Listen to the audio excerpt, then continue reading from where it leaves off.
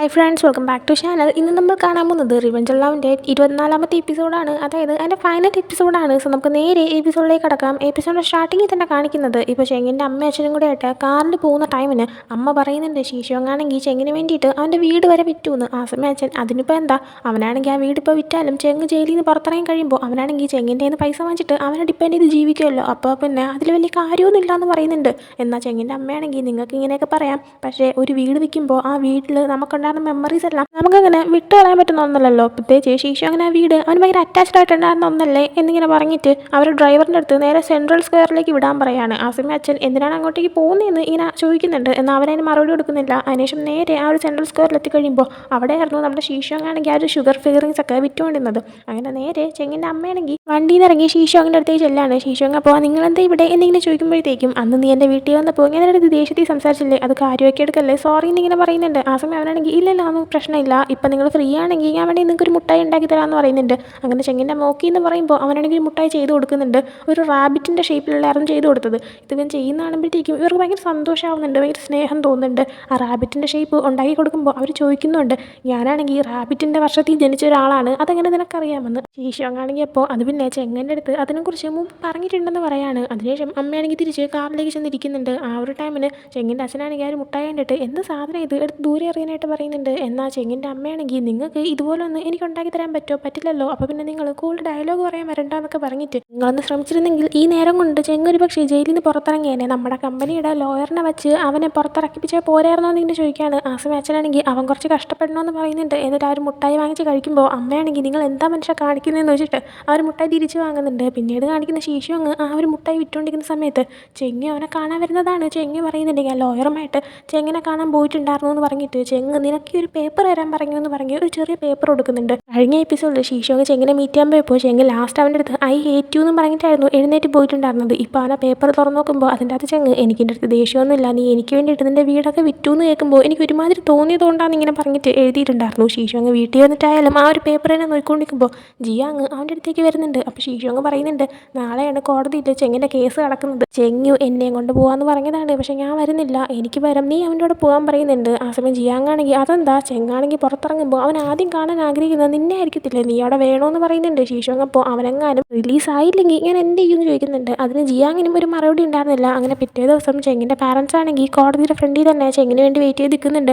ആ സമയം അങ്ങോട്ടേക്ക് ചെങ്ങും ജിയാങ്ങും വരുന്നുണ്ട്. ജിയാങ്ങിനെ ഫസ്റ്റ് ടൈം കാണുന്നതുകൊണ്ട് തന്നെ ചെങ്ങുവാണെങ്കിൽ ചെങ്ങിൻ്റെ പാരൻസിനെ ജിയാങ്ങിനെ പരിചയപ്പെടുത്തി കൊടുക്കുന്നുണ്ട്. ഇതേസമയം ശീശു അങ്ങ് അവൻ്റെ ആ ഒരു ഷുഗർ ഫീലിങ്സ് വിറ്റുകൊണ്ടിരിക്കുമായിരുന്നു. ആ സമയം അവനാണെങ്കിൽ ഫോൺ എടുത്ത് വെച്ചിട്ട് ജിയാങ്ങിന് എന്തായി ഇങ്ങനെ നോൺ സ്റ്റോപ്പ് മെസ്സേജ് അയക്കുന്നുണ്ട്. വീണ്ടും എടുത്ത് ചെങ്ങുവിനെയൊക്കെ കാണിക്കുമ്പോഴത്തേക്കും ഇപ്പോൾ ചെങ്ങാണെങ്കിൽ റിലീസായി പുറത്തേക്ക് വരുന്നുണ്ട്. അത് കാണുമ്പോഴാണ് ഇവർക്ക് എല്ലാവർക്കും ഒന്ന് സന്തോഷമാവുന്നത്. അങ്ങനെ ചെങ്ങിനെ കാണുമ്പോൾ തന്നെ പാരൻസ് എല്ലാവരും പോയി സംസാരിക്കുന്നുണ്ട്. ചെങ്ങപ്പോൾ ജിയാങ്ങിൻ്റെ അടുത്ത് ശീശു അങ്ങ് എവിടെ നോക്കിയാണ്. ജിയാങ് അപ്പോൾ അവൻ ഇന്ന സ്ഥലത്തുണ്ടെന്ന് പറഞ്ഞു കൊടുക്കുന്നുണ്ട്. അങ്ങനെ അച്ഛൻ്റെ നിന്ന് കാറിൻ്റെ കീ വാങ്ങിച്ചിട്ട് ചെങ്ങാണെങ്കിൽ നേരെ ശീശോങ്ങളുടെ സ്ഥലത്തേക്ക് പോകുന്നുണ്ട്. ഇതേസമയം ശീശോനെ കാണിക്കുമ്പോഴത്തേക്കും ചെങ്ങ് റിലീസായതൊന്നും അവൻ അറിയത്തില്ല. അതുകൊണ്ട് തന്നെ എന്തായി നീ ജിയാങ്ങിന് അവൻ നോൺ സ്റ്റോപ്പ് മെസ്സേജ് അയച്ചുകൊണ്ടിരിക്കുകയാണ്. ജിയാങ് അപ്പോൾ എല്ലാം ഓക്കെ ആണെന്ന് പറഞ്ഞിട്ട് റിപ്ലൈ കൊടുക്കുന്നുണ്ട്. ആ ഒരു ടൈമിനാണ് ഇവന് സമാധാനമാവുന്നത് തന്നെ. അങ്ങനെ ശീശോങ്ങാണെങ്കിൽ ആ ഒരു സന്തോഷത്തിൽ അവിടെ ഉണ്ടായിരുന്ന കുട്ടികൾക്കൊക്കെ തന്നെ ഫ്രീ ആയിട്ട് ആ ഒരു മുട്ടായികളൊക്കെ എടുത്ത് കൊടുക്കുന്നുണ്ട്. ആ സമയമാണ് ജിയാങ്ങും ചെങ്ങിയും അങ്ങോട്ടേക്ക് വരുന്നത്. വന്നോണ്ടേ തന്നെ വാട്ടർ ഗൺ ഉപയോഗിച്ച് ഇവൻ്റെ ദേഹത്ത് അവർ വെള്ളം ഒഴിക്കുകയാണ്. ശീശോങ് അപ്പോൾ നിങ്ങളിത് എന്തായി കാണിച്ചു കൂട്ടുന്നത് എന്ന് ചോദിക്കുന്നുണ്ട്. ആ സമയം ഓപ്പോസിറ്റ് സൈഡിൽ നിന്ന് വാങ്ങും അവൻ്റെ ചേട്ടനും വന്നിട്ട് അവരും ഇതേപോലെ വാട്ടർ ഗൺ ഉപയോഗിച്ചിട്ട്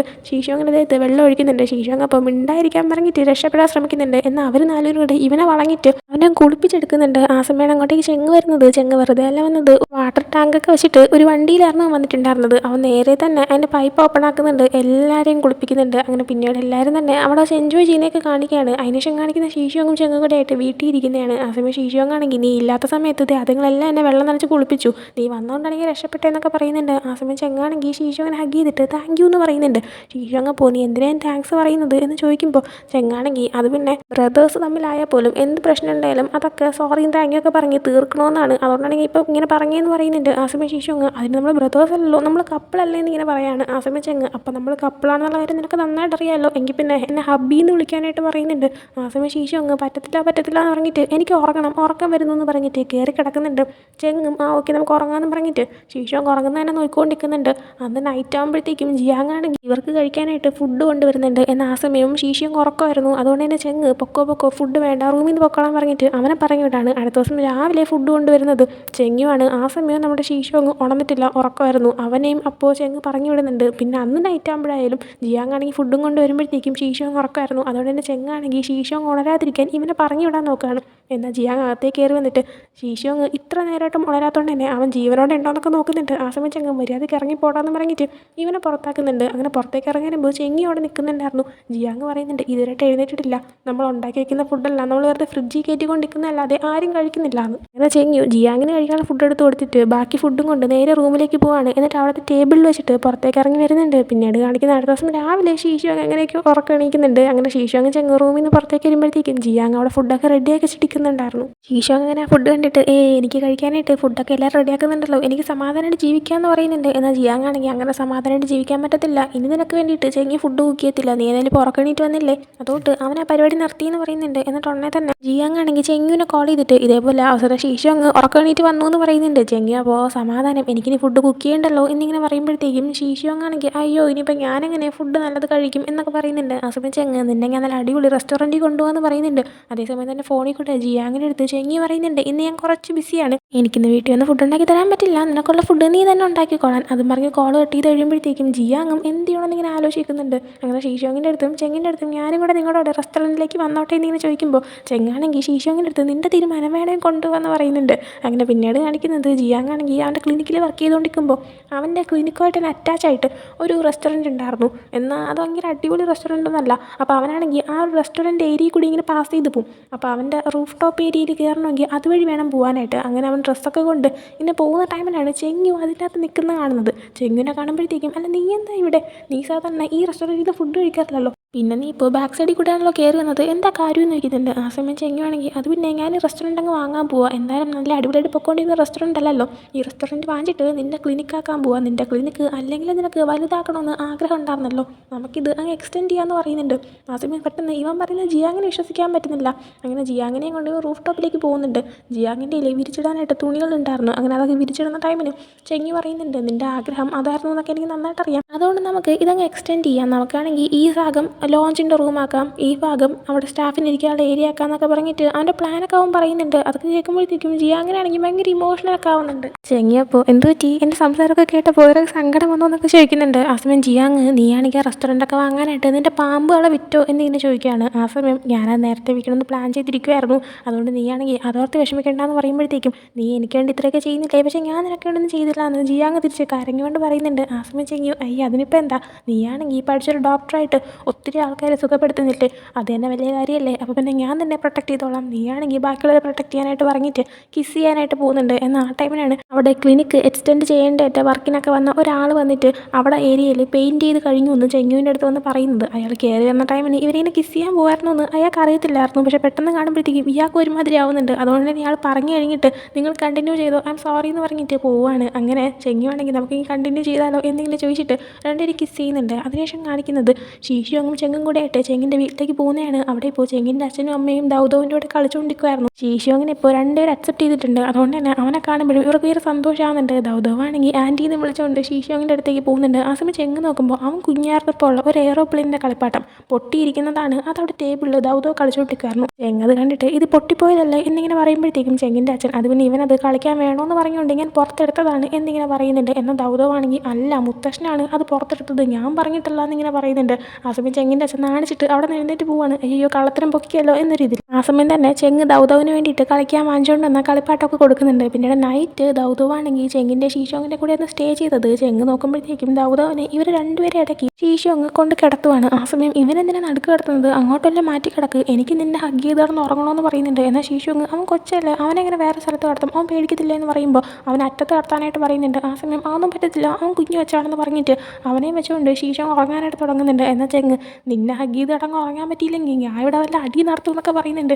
ശീശോങ് അപ്പോൾ നീ പോടാന്ന് പറഞ്ഞിട്ട് ദൗദവനെ ഹഗ് ചെയ്ത് കിടക്കുന്നുണ്ട്. അപ്പോൾ ചെങ്ങ് ആയെങ്കിൽ പിന്നെ വേണ്ടാന്ന് പറഞ്ഞിട്ട് അവനും തിരിഞ്ഞ് കിടക്കാണ്. എന്നാൽ അഞ്ചിൻ്റെ ഇറങ്ങിയിട്ട് വീണ്ടും നമ്മുടെ ശീശോങ്ങിൻ്റെ നേർക്ക് തിരിഞ്ഞിട്ട് ദൗദവനെ ശീശോങ്ങിനെയും ഒരുമിച്ച് ഹഗ് ചെയ്ത് കിടന്ന് ഉറങ്ങുന്നുണ്ട് അവൻ. അടുത്ത ദിവസം രാവിലെ ദൗദവനാണെങ്കിൽ ചെങ്ങ് അവൻ്റെ ചേച്ചിയുടെ ഏൽപ്പിക്കുന്നുണ്ട്. എന്നിട്ട് ദൗദവൻ്റെ അടുത്തും ചേച്ചിയുടെ അടുത്തും ബായ് പറഞ്ഞിട്ട് കുറച്ച് അത്യാവശ്യ കാര്യമുണ്ട്, ഞാൻ പിന്നീട് വീട്ടിലേക്ക് വരാമെന്ന് പറഞ്ഞിട്ട് അവൻ പോവുകയാണ്. ശേഷം കാണിക്കുന്ന ചെങ്ങാണെങ്കിൽ ശീശോങ്ങിന് ഒരു ബ്ലൈൻഡ് ഫോൾഡൊക്കെ വെച്ച് കൊടുത്തിട്ട് അവനെയും കൊണ്ട് എങ്ങോട്ട് പോകുന്നതാണ്. ആ സമയം ശീശോങ് എങ്ങോട്ടാണ് കൊണ്ടുപോകുന്നത്, എന്നെ കളയാൻ വല്ലതും കൊണ്ടുപോകാനോ എന്നിങ്ങനെ ചോദിക്കുമ്പോൾ ചെങ്ങ് പറയുന്നുണ്ട് കളയാനാണെങ്കിലും ആരും നിന്നെ വാങ്ങത്തില്ല എന്ന്. അങ്ങനെ അതും പറഞ്ഞിട്ട് പറഞ്ഞിട്ട് അവനെ കാറി കയറ്റി അങ്ങോട്ട് കൊണ്ടുപോകുന്നുണ്ട്. നേരെ കൊണ്ടുവന്നത് നമ്മുടെ ഷീഷോങ്ങിൻ്റെ വീട്ടിലേക്കാണ്. അതവൻ വിറ്റെങ്കിലും ഇപ്പോൾ ചെങ്ങ് തിരിച്ച് വാങ്ങിച്ചിട്ടുണ്ടായിരുന്നു. എന്നാൽ ഷീഷോങ്ങിന് അവിടെ എത്തുമ്പോൾ ഏതാണ് സ്ഥലമെന്ന് മനസ്സിലാവുന്നില്ല. അങ്ങനെ വീടിനകത്ത് കയറ്റി കഴിഞ്ഞിട്ടാണ് ആ ഒരു ബ്ലൈൻഡ് ഫോൾഡ് മാറ്റാൻ പറയുന്നത്. ഷീഷോങ് പെട്ടെന്ന് അവൻ്റെ വീട് കാണുമ്പോഴത്തേക്കും അത് വിറ്റതിന് ശേഷം അവൻ ഇങ്ങോട്ടേക്ക് വന്നിട്ടേ ഇല്ല. അതുകൊണ്ട് തന്നെ അവന് ഭയങ്കര ഒരു സന്തോഷം ഉണ്ടായിരുന്നു. ചെങ്ങിൻ്റെ അടുത്ത് നീ ഇത് എപ്പോഴാണ് തിരിച്ച് വാങ്ങിച്ചത് എന്ന് ചോദിച്ചപ്പോൾ 2 ആഴ്ച മുന്നെയാണ് വാങ്ങിച്ചതെന്ന് പറയുന്നുണ്ട്. അപ്പോൾ തന്നെ ഷീഷോവിന് ഭയങ്കര സന്തോഷമാവുന്നുണ്ട്. ഞാനാണെങ്കിൽ എൻ്റെ ഈ മരം മുറിച്ച് കളഞ്ഞതായിട്ട് സ്വപ്നം കണ്ടു, പക്ഷേ ആ മരം അവിടെ തന്നെ ഉണ്ടല്ലോ എന്ന് പറഞ്ഞിട്ട് അവനാണെങ്കിൽ ചെങ്ങിനെ ഹഗ് ചെയ്യുന്നുണ്ട്. ആ സമയം നമ്മളൊരു ഫ്ലാഷ് ബാക്ക് കാണിക്കുന്നത് ചെങ്ങാണെങ്കിൽ നമ്മുടെ ഷീഷോങ് ഈ വീട് വിറ്റ ആൾക്കാരിൽ നിന്ന് അത് തിരിച്ച് വാങ്ങാനായിട്ട് വന്നിട്ടുണ്ടായിരുന്നു. അവിടെ വെച്ച് അവർക്ക് ആവശ്യമുള്ള പൈസ കൊടുത്തിട്ട് ഇവൻ വാങ്ങുന്നുണ്ട്. ആ സമയം അവനാണെങ്കിൽ അവിടെയുള്ള മരം നോക്കുമ്പോൾ അതിൻ്റെ ഒരു കമ്പിൽ W എന്നുള്ളൊരു ലെറ്റർ ഇങ്ങനെ എഴുതി വെച്ചിട്ടുണ്ടായിരിക്കും. നമ്മുടെ ഷീഷോങ് അവൻ്റെ പേര് മാറ്റിയിട്ട് വൂസുവേ എന്നാക്കിയല്ലോ. അപ്പോൾ അതിൻ്റെ W എന്നുള്ള ലെറ്ററാണ്. അപ്പോൾ ഇപ്പോൾ അവൻ നോക്കുമ്പോഴത്തേക്കും ആ ഒരു ഇത് അവിടെ കാണുന്നില്ല. അപ്പോൾ അവന് മനസ്സിലായിട്ടുണ്ട് അവിടെ താമസിച്ച ഫാമിലി ആ ഒരു മരം മുറിച്ച് കളഞ്ഞു എന്ന്. അങ്ങനെ അവരുടെ അടുത്ത് നിങ്ങൾ എന്താ ചെയ്തതെന്നൊക്കെ ചോദിക്കുമ്പോൾ അത് പിന്നെ ഒരാൾക്ക് വിറ്റു എന്ന് പറയുന്നുണ്ട്. അങ്ങനെ ഷീഷോങ് ഇത് കണ്ട സങ്കടപ്പെട്ടു എന്നറിയാമെന്നുള്ളതുകൊണ്ട് തന്നെ ഇവൻ്റെ അസിസ്റ്റൻറ്റിനെയൊക്കെ വെച്ചിട്ട് അവൻ ഒത്തിരി അന്വേഷിക്കുന്നുണ്ട്. ആ ഒരു മരം വാങ്ങിച്ചത് ആരാണ്, എവിടെയാണ് എന്നെല്ലാം അന്വേഷിച്ചിട്ട് അതേ മരം തന്നെ കണ്ടുപിടിക്കുകയും അതിന് തിരിച്ച് ഇനി വീട്ടിലേക്ക് കൊണ്ടുവയ്ക്കുകയും ചെയ്തതായിരുന്നു. അങ്ങനെ ആ ഒരു ഫ്ലാഷ് ബാക്ക് കാണിച്ചിട്ട് പ്രസൻറ്റിലേക്ക് വരുമ്പോഴത്തേക്കും ആ ഒരു കാര്യമൊന്നും അവൻ ഷീഷോങ്ങിൻ്റെ അടുത്ത് തുറന്ന് പറയുന്നില്ല. പിന്നീട് കാണിക്കുന്ന ഷീഷോങ് ചെങ്കൂടെയായിട്ട് ഒരുമിച്ച് റൂമിൽ കിടന്ന് ഉറങ്ങുന്നതാണ്. ആ സമയം ഷീഷോങ് ഇടയ്ക്കിടയ്ക്ക് അവൻ്റെ കഴുത്തിലേക്ക് തൊടുന്നുണ്ടായിരുന്നു. ചെങ്ങപ്പോൾ എന്ത് പറ്റി നോക്കുമ്പോൾ അത് പിന്നെ എന്നെന്തോ പ്രാണി കടിച്ചതാണ് തോന്നിയെന്ന് പറയുന്നുണ്ട്. ആ സമയം ചെങ്ങ് നിൻ്റെ അടുത്ത് ഞാൻ ആ മരത്തിൽ വലിഞ്ഞു കയറണ്ടാന്ന് അപ്പോഴേ പറയുകയല്ലേ, ഇങ്ങോട്ട് തിരിഞ്ഞ് നോക്കട്ടെ എന്ന് പറഞ്ഞിട്ട് അവൻ്റെ കഴുത്തൊക്കെ നോക്കുന്നുണ്ട്. ആ സമയം ഷീഷോങ് നമ്മളൊരു റിലേഷൻഷിപ്പിലായിട്ട് ഇപ്പോൾ എത്ര കാലം ആയി എന്നിങ്ങനെ ചോദിക്കുന്നുണ്ട്. ചെങ്ങപ്പോൾ 1 വർഷം 2 മാസം ആയി എന്ന് പറയുമ്പോൾ ഷീഷോങ് അത്രയ്ക്കൊക്കെ ആയോ, എനിക്ക് കണ്ടിട്ട് 2-3 ദിവസം ആയതുപോലെ തോന്നുള്ളൂ. കാരണം നമ്മൾ തമ്മിലുള്ള ലവും സംഭവങ്ങളെല്ലാം ഇപ്പോഴും ഇത് സ്ട്രോങ് ആയിട്ടും പിന്നെ പുതിയതായിട്ട് എനിക്ക് ഫീൽ ചെയ്യുന്നു എന്ന് പറയുമ്പോഴത്തേക്കും ചെങ്ങാണെങ്കിൽ നമ്മൾ ശ്രമിച്ചാൽ ചിലപ്പോൾ നമുക്ക് അങ്ങനെ ചെയ്തുകൊണ്ട് പോകാൻ പറ്റുമായിരിക്കും ഇനിയും എന്നിങ്ങനെ പറയുന്നുണ്ട്. ആ സമയം ഷീഷോങ് ചെങ്ങിൻ്റെ പുറത്ത് കയറി കിടക്കുവാണ്. എന്നിട്ട് ചെങ്ങിനെ ഹഗ് ചെയ്തിട്ട് എനിക്ക് വീണ്ടും ഒരു ഫാമിലീനെ കിട്ടി എന്നിങ്ങനെ പറയുന്നുണ്ട്. അങ്ങനെ അതും പറഞ്ഞ് ചെങ്ങിനെ ഹഗ് ചെയ്തുകൊണ്ട് കിടക്കുന്നതും കാണിച്ചുകൊണ്ട് ഈ ഒരു സീരീസ് തന്നെ ഇവിടെ എൻഡ് ആവുന്നുണ്ട്. എനിക്ക് ഈ ഒരു സീരീസ് നന്നായിട്ട് ഇഷ്ടപ്പെട്ടു. അല്ലെങ്കിൽ നല്ല ഹൈപ്പ് ഉണ്ടായിരുന്ന ഒരു സീരീസ് ആയിരുന്നു. നിങ്ങൾക്കും ഈ ഒരു സീരീസ് കണ്ടിട്ട് എന്താണ് തോന്നിയതെന്നുള്ള അഭിപ്രായം നിങ്ങൾക്ക് കമൻറ്റ് ബോക്സിൽ പറയാനായിട്ട് മറക്കരുത്. സോ ഈ ഒരു വീഡിയോ ഇഷ്ടപ്പെട്ടെങ്കിൽ ലൈക്ക് ചെയ്യുക, ഷെയർ, സബ്സ്ക്രൈബ് ചെയ്യുക. അടുത്തൊരു വീഡിയോ ഇട്ട് വരുന്നവരെ ബൈ.